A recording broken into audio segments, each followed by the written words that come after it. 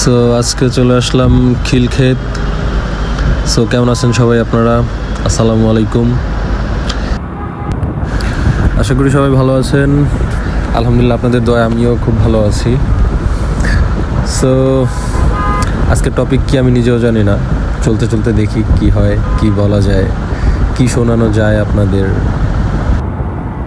রাস্তা তো শুধু তোমাদের না ভাই, আমরাও তো যাই রাস্তা দিয়ে, এইভাবে গেলে হবে?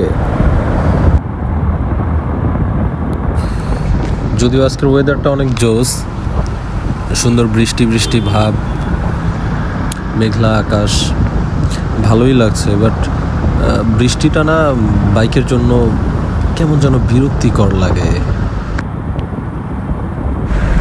তবে বাইক রাইড দিতে দিতে ভিজতে কিন্তু অসম্ভব ভালো লাগে, অসম্ভব, মানে এটা বলে বোঝানোর মতো না। আরও যদি পিলিয়নে মনের মতো একটা মানুষ থাকে তাহলে তো কোনো কথাই নাই।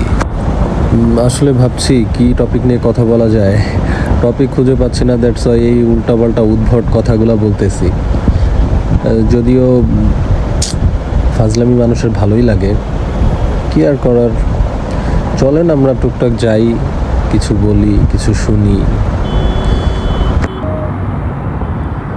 কি সুন্দর একটা চাপ, মানে এদের কোনো কিছু বলার নাই। এরা এদের মন মর্জির মতো চলবে, রাস্তা মনে হয় যেন এদের বাপদাদার, যা ইচ্ছা তাই করবে। গ্যাপটা দিয়ে ঢুকিয়ে দিব, ঢুকে যাই, না গেলেও হতো। রিস্ক নেওয়াটা ঠিক না আসলে। অলওয়েজ সময়ের থেকে জীবনের মূল্য অনেক বেশি।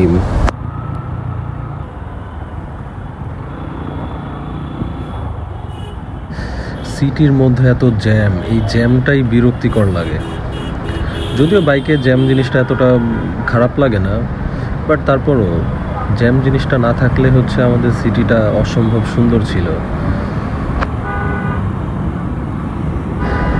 যত আজে বাজে কথা বলি না কেন, বাট আজকের ওয়েদারটা কিন্তু অসম্ভব সুন্দর, অসম্ভব একেবারে। মানে কি বলবো, আমি বলে বোঝাতে পারতেছি না।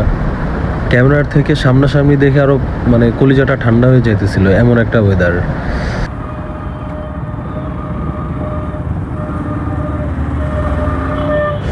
এই পথ যদি না শেষ হয় তবে কেমন হতো তুমি বলো তো।